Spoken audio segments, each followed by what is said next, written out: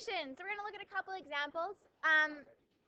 We're going to look at applications. So this is a related rate. A kite 40 meters above the ground moves horizontally at a rate of 3 meters per second. Find the rate at which the angle between the string and horizontal changes when 80 meters of string has been let out. Okay, so remember how we did related rates? We wrote down all the things we know. We tried to draw a picture, and we do the freeze frame or the snapshot. Okay, so let's start with what I know in drawing our picture. Now you know this is an angle question because it asks you find the rate at which the angle between the string and horizontal changes. So we have a kite, we have a string, a vertical and a horizontal. Okay. Now the kite is 40 meters above the ground.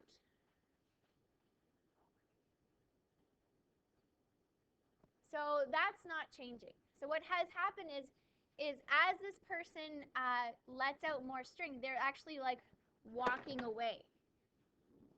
Right? So this would be them if they're letting out more string, then they would be over here. And it would still be 40 meters above the ground. I'm just going to take that away for now. So we know this is 40 meters above the ground. What else do we know?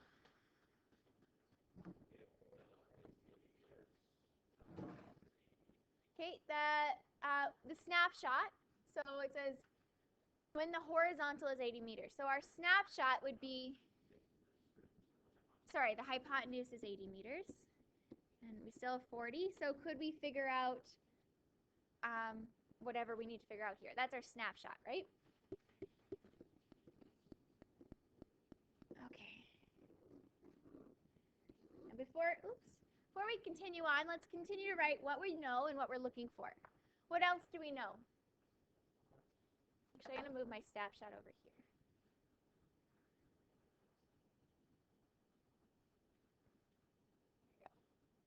Okay. What else do you know? The length of the bottom. Do we know the length of the bottom right now, though? Not in our snapshot. Is it changing? It is changing. We do know how. It's 3 meters per second. So dx dt is 3 meters per second. So rates of change are per second, so with respect to time. What are we looking for? Which rate?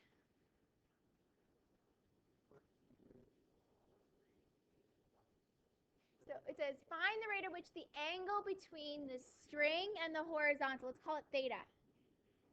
D theta dt is our unknown.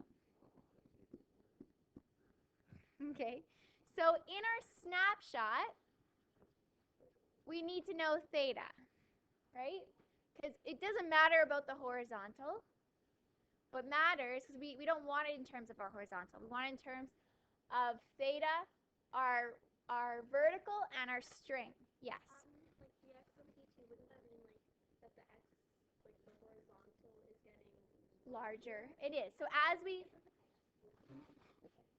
No, we're letting out string. So as we let out string, this will grow.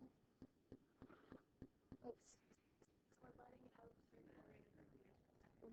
No, we know the horizontal is changing by 3 meters per second. This is growing.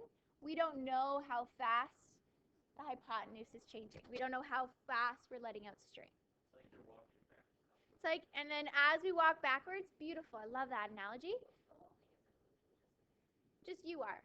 So if this is you, so the kite's really, or yeah, okay, or the kite. So you're letting out string, and it's staying still 40 meters above the ground, but it's gonna, right, that distance here, so it's gonna move over here. You're gonna let out more string, right? And that horizontal is growing as we let out more string.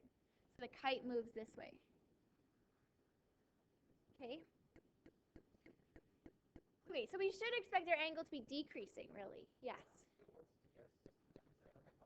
ds? Oh, d theta, sorry. So we're looking for our unknown is d theta dt. Thank you. That's our unknown. That's what we want to look for. Okay, so in this snapshot, we'll come back to it. I like to do my snapshot only if we need to. So let's go back to it after. Is there a relationship between x, our horizontal, our vertical, and our theta? Can. That's part of our snapshot. So we're going to use that when we sub in our values. So tan of theta equals, our 40 is not changing, all over my horizontal, which we'll call x. Okay. Now,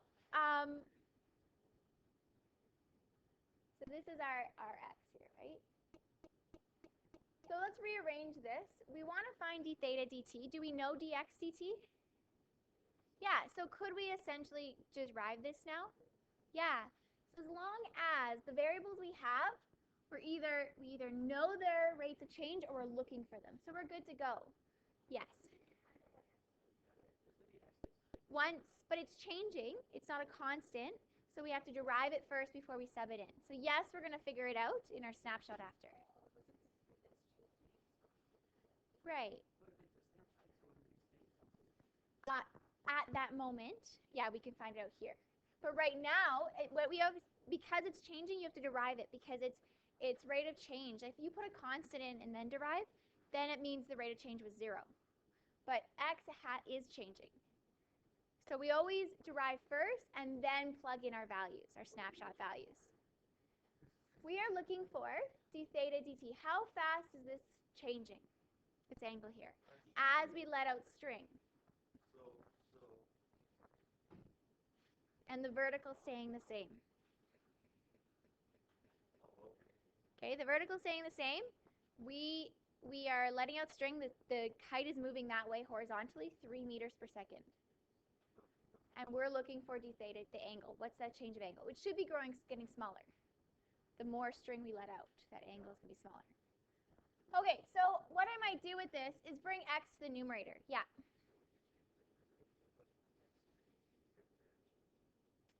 Yeah, because we're going to take the derivative with respect to time. So for this guy, I'm just going to rewrite him as 40x to the negative 1. Might be easier to derive then. Okay? So because we're deriving with respect to time, yeah? Yeah, you could use the exodus and do product law. What did I do? Oh, I did that too. You know what I did is I actually did this. X equals 40 divided by tan, or 40 cotan. I mean, there's a lot of ways you can go about rearranging.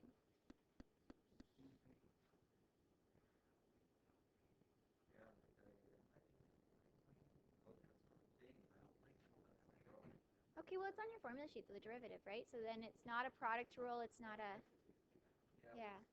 Okay, so with respect to time, the derivative of x with respect to time?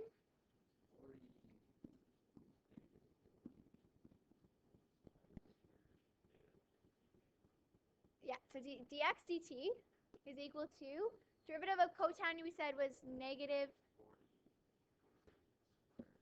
cosecant squared theta, d theta dt.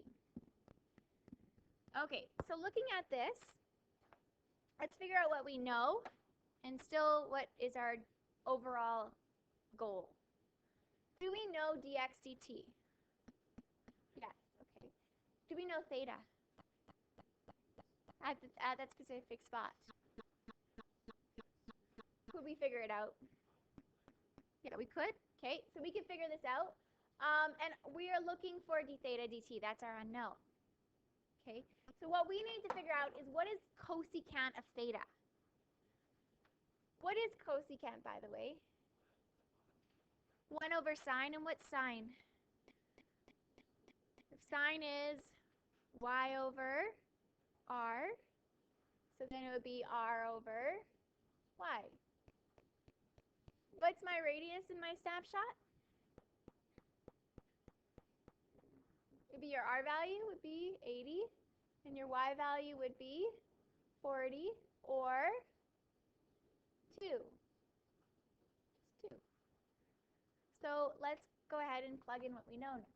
So we know dx dt is 3 equals negative 40. Now cosecant squared theta is cosecant theta all squared. And what is cosecant theta? 2.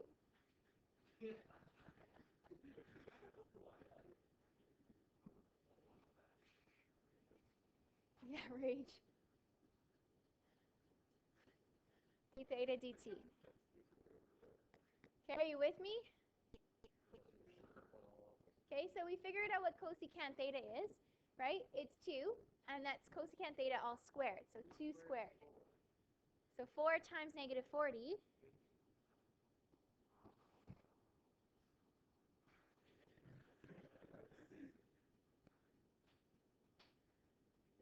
Okay, so it would be negative 3 over 160 is d theta dt.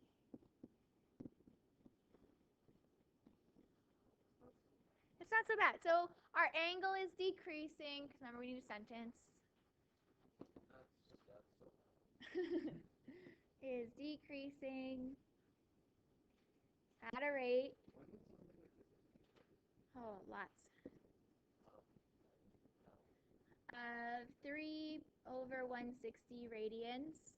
We're doing everything in radians per second.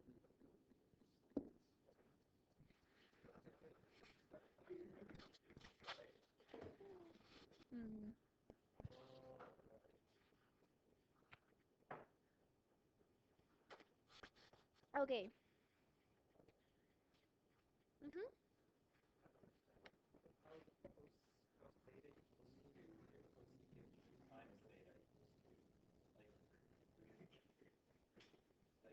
It's so key. It's not times, right? That's the cosecant of our angle, which equals a ratio. Yeah. Okay. Are we good to try number 2? No? Yeah. Okay, moving particle. These are nice because I gave you the equation. Okay? Recording? Yeah. Okay, the displacement of a moving particle is given by this equation, and they give you the domain. That's going to be important. Where S is given in meters and T is given in seconds, find the absolute max and absolute min. Why can't S be tied in seconds? Yeah, I know. I agree. Okay, well, so how do we find absolute max and absolute mins? You derive it, okay? So we want, and we're deriving with respect to what variable? T. So ds dt or s prime, either or is fine. Because we want max and mins. So first derivative tells us max and mins. Okay. So derivative of sine, 2 sine would be 2 cos. And derivative of sine 2t, 2 cos 2t. And we got that 2 in front by derivative of sine is cos, and then multiply by the derivative of the inside. So weird. Okay. So if we want max and min values, that's when our slope is 0. Okay. Well, yeah. You just make it 0. Okay, what's wrong with this right now? They're not the same. Cos double angle formulas. Is there one with a cos in it? Look up your double angles on your formula sheet.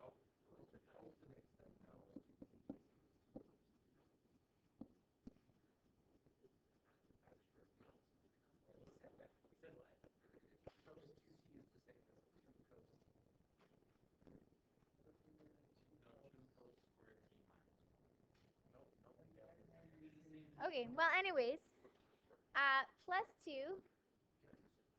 Which one is it? Is it 2 cos theta minus 1?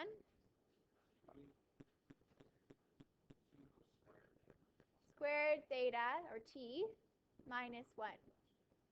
So we just use our double angle formula for this guy. It's on your formula sheet. And we want to make them all the same, so we chose the one with cos in it, just cos. Okay, so if we rearrange this, putting our square in the front, 4 cos squared t plus 2 cos t minus, bringing that 2 in, minus 2. Yeah, because we brought the 2 in. So I'm ordering it from highest degree to lowest. So 4 cos squared t, 2 cos t, and minus 2. Why did I order it from highest degree to lowest? Why did I do that? Because we're going to factor. Because it's a square. What could we factor out first? A 2? Now, with Mr. Trimble, did you guys replace, or did you go ahead and just factor from here? Just factor? Okay. Or did you factor separately and then sub back in? That's the easiest way to do it. So I would just make this as a 2x squared plus x minus 1. So we'll just make cos t equal to x, and then just factor it and then sub back in. No? That's oh, okay. Even complex factor? You haven't done complex, though. You just did simple. Okay. So yes, if it was a simple trinomial, guys. If it was a simple trinomial, it's really quick. You don't have to do this. For a complex trinomial, it's a lot easier to do substitution. Okay, where you say, oh, I'm going to make x equal to cos t. So two numbers that multiply to negative 2 and add to 1.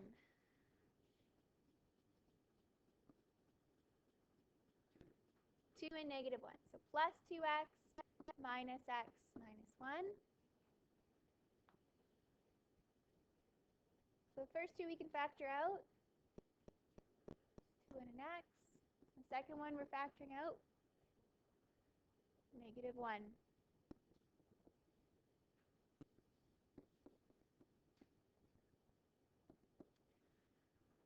Okay. So now, what is our factored trinomial going to actually look like? If x is equal to cos t. How would I sub this back in?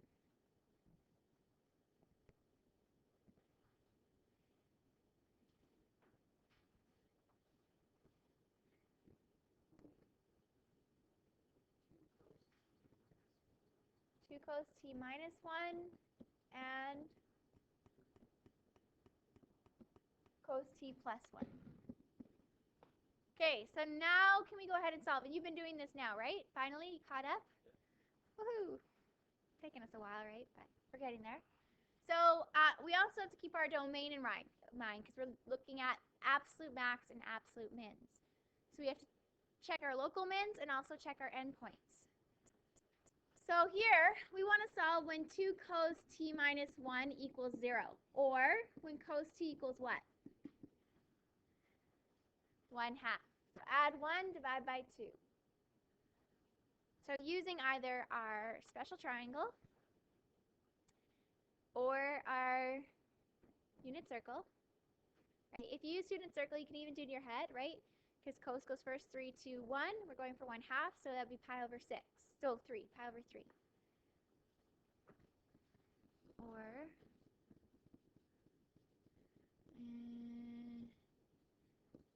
so 1/2 would give you, for cos, adjacent over hypotenuse is pi over 3. Okay, so but we want within our domain. Now here's our problem. CAST, our reference is pi over 3. What domain are we working with? Negative pi over 2 to pi over 3. Hey, that's cool. This is an endpoint. Okay, so we have already pi over 3. Positive 1/2. Will we have an angle in here, a maximum in here? Yes, because cos is positive there. So what would have been the angle? It would have been 5 pi over 3 or negative pi over 3. Okay. If your reference is pi over 3 and you're going negative, it's negative pi over 3. Okay, and cos of t equals 1 or negative 1. Cos is your x. When is x equal to negative 1? Pi, is that in our domain? Because this is our domain here. Outside domain. Okay, so we need to check what values then for absolute max and mins.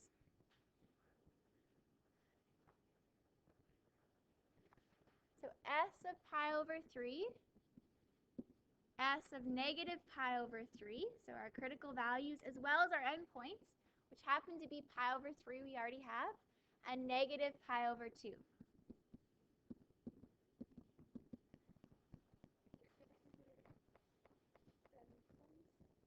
Because they're doing absolutes. Absolutes. Okay, we gotta sub this into our equation. Do you ever feel that way? Okay, good. Especially in calculus. All right, 2 sine t. 2 sine pi over 3 and plus sine 2 pi over 3. Okay, what's sine of pi over 3? Root 3 over 2?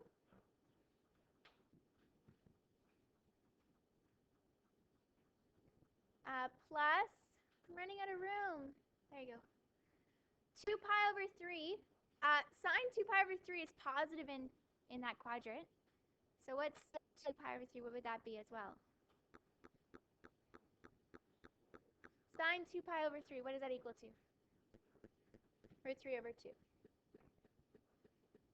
Right, its reference angle is pi over 3, and it's positive in that quadrant. Okay, that equals what? This is what I have to do. I have to no, undo. Undo. Just trying to, I don't know what I'm trying to do. Make more room. There you go. Okay, so that gives us root 3 plus root 3 over 2. Or, if this 2 over, actually, you know what we should have done? Just go ahead and straighten add. Because you have 2 root 3 over 2s plus 1 3 over root 3 over 2 is 3 root 3's over 2. There. Okay. Negative pi over 3.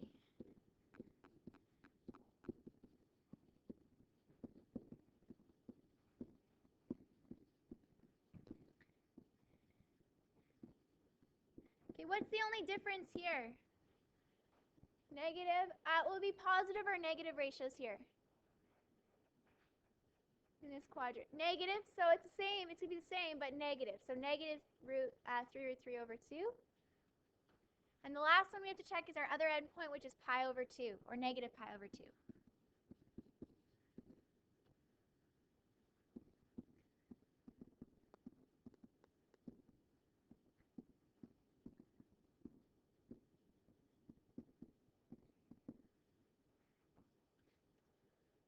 Okay. Negative pi over 2 is 3 pi over 2, right? So what's sine of 3 pi over 2? Negative 1. So 2 times negative 1 plus, this is just negative pi. What's sine of negative pi, or which is pi? 0. So our answer here is negative 2. Okay, so comparing these, what's my absolute max?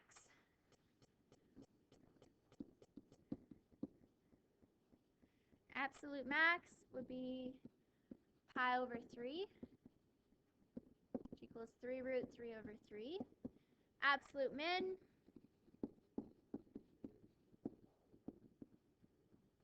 Yeah, because who's bigger? This guy? Over 2.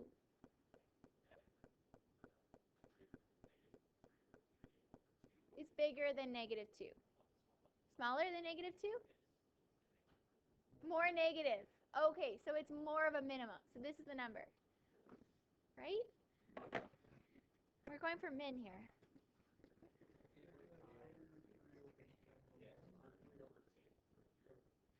Oh, 3 root 3 over 2 is smaller than negative 2. So I didn't.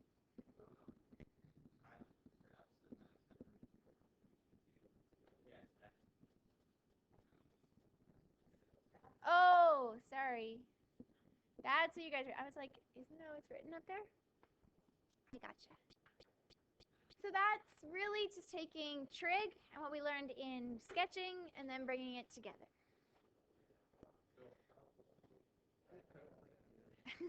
I know, trig is tough on its own, let alone bringing in other units that were difficult. Yeah?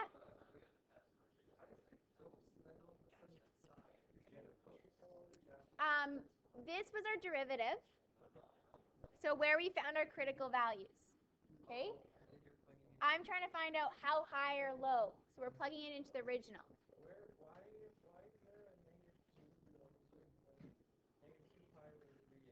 Okay, because it's 2t. So if my 2 is negative pi over 3, it becomes negative 2 pi over 3. Okay? All right, I absolutely love this question. It's going to be tough. No. Okay, here we go. 2 corridors whose widths are 64 and 27 units, respectively, meet at a right angle. I do. Don't judge the diagram. No, we really have to. Okay? Calculate the length of the longest rigid beam. Rigid. Okay, rigid beam that can pass from one corridor to the other when it's sliding along the floor. So we want the largest beam possible here. We can actually fit through. Any longer, you won't be able to get it through the corner. Get it through. So the largest beam we can actually fit through. Which is going to be some of you guys. So we want to say, okay, if this is my corridor and I have a couch, and I want, okay, what's the largest couch or whatever that I can actually fit without breaking it through it, without having to turn it upwards or whatever. Yes, not using angles, not like turning it on the floor. What is the longest?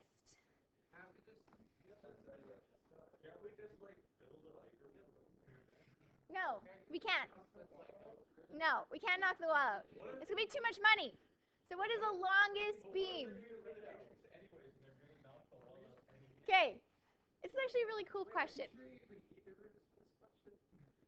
Positive.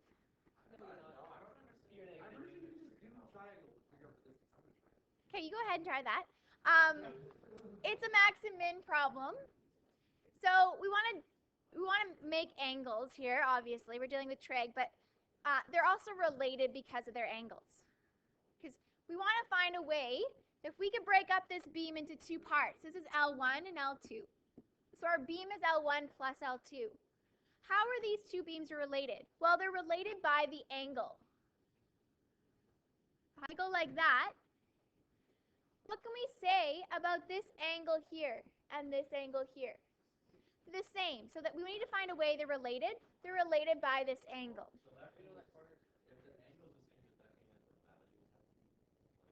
No, but the ratios are the same. Pardon me? Because these are similar triangles. Right? Because you have your horizontal here and a horizontal here with a transversal. These are corresponding angles, we call them. Okay, so whenever you have a horizontal or two lines that are parallel to each other and you have a transversal, the corresponding angles are the same. Okay. Okay, so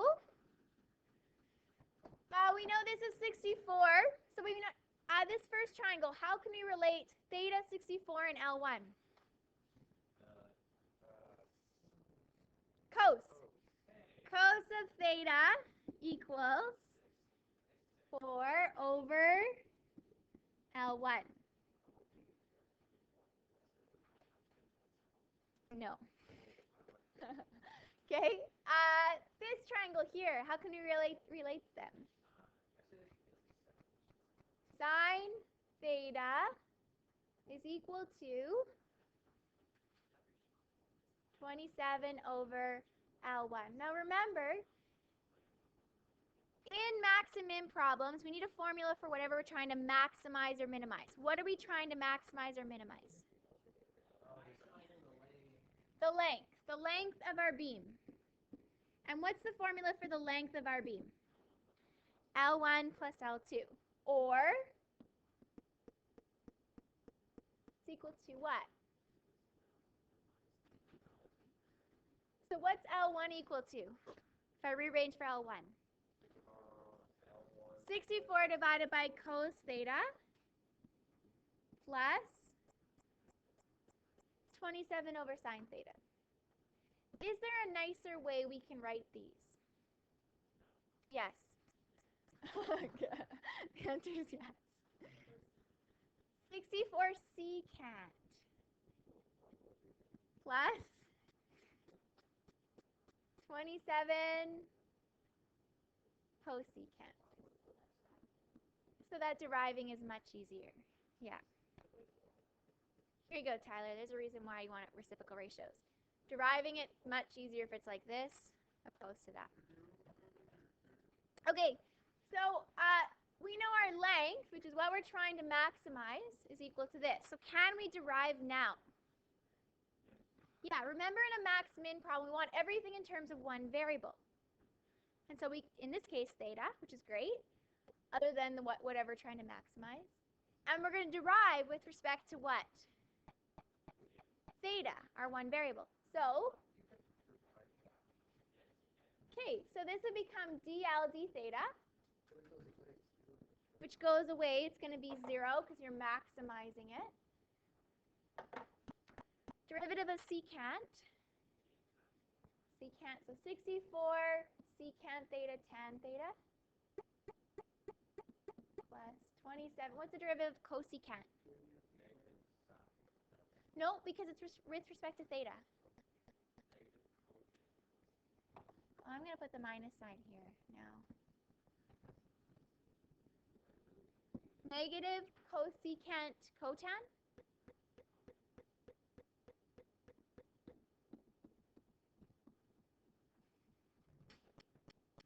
Sweet. So all I have to do is solve for theta. Sweet. Okay, so we need to make this look prettier. Yeah. What can we do with this? Sure. So let's turn everything into sine and cos. So secant is 1 over cos. Tan is cos over sine. No, sine over cos. I do that all the time.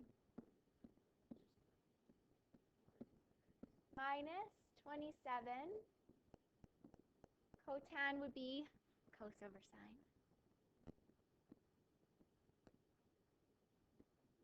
And cosecant would be 1 over sine. Okay.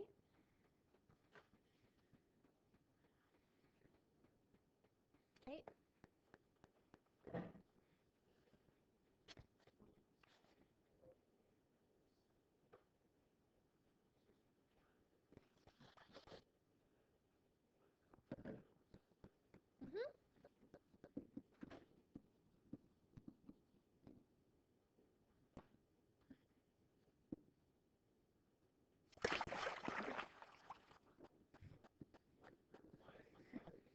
Something fell in water.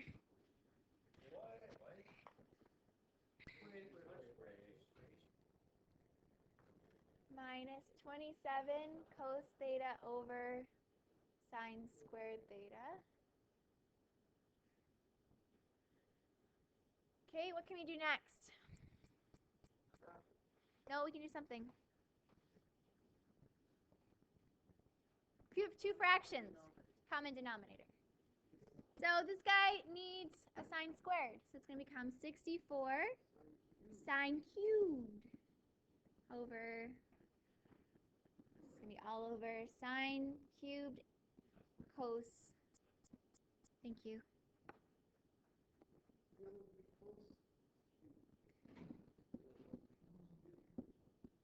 Over. Now what?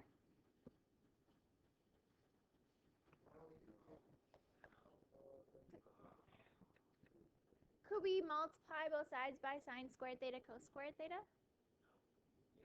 Yeah? Right? When will this equal to 0? This will equal to 0 when our numerator equals 0.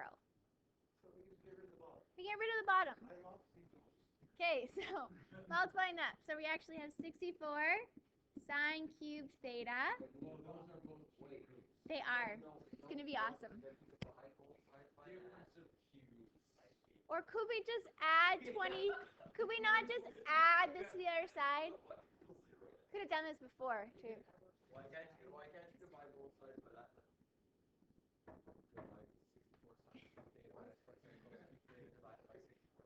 Then you just get 0 equals 1, which is not a valid argument. 0 does not equal 1. Why is that? Okay, if you believe. Okay, we want all our trig functions together and all our numbers together. What can I do here? Before we cube root both sides, we could cube root it. Do you want to cube root both sides right now? Well, I was going to say we can make this 27, so we're going to move this guy here and this guy here. So 27 over 64 equals sine cubed theta over cos cubed theta.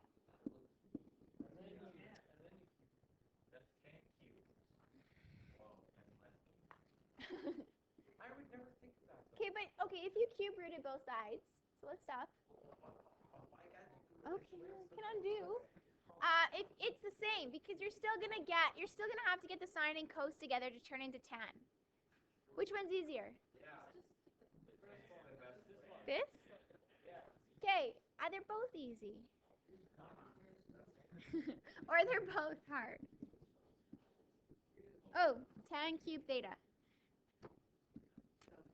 Okay, cubic root of both sides.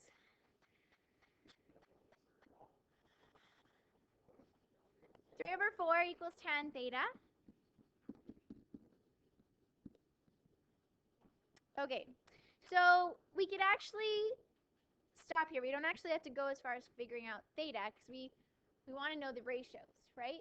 If tan theta equals 3 over 4, what kind of triangle are we dealing with? All right, a 3, 4, 5. Right? So we're dealing with a 3, 4, 5.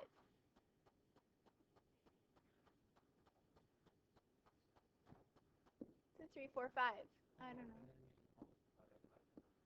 So, we want to find the largest, right? L1 plus L2. So L1 we said was equal to what? We figured out in the first thing we did. What was L1? 64 over or times secant theta. Okay, so 64 times. So if this is my theta, tan is opposite over adjacent, 3 over 4. There you go. So secant is the reciprocal of who? Cos. So cos would be 4 over 5. So secant would be 5 over 4.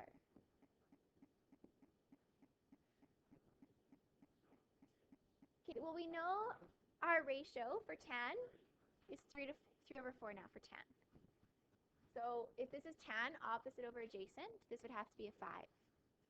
So these are our ratios for our angle, for both angles. And we know, now that we know that, and we know that L1 is this and L2 is this. So we can solve for them. You could, yeah, and then go backwards. And then forwards again. It's not going to be an exact value. It might give you a decimal then. As long as you use your exact values, then that would work, yes. Yeah. Okay. What's 64 divided by 4 is 8? No, 16 times 5, 80. L2 is 27 cosecant.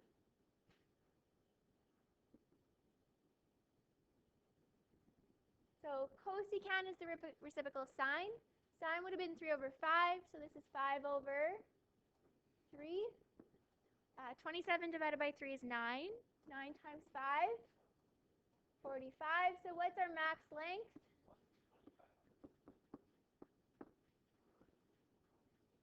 Therefore, the maximum being length is 125 units. It's a crazy question. Okay? All right, so good luck with that.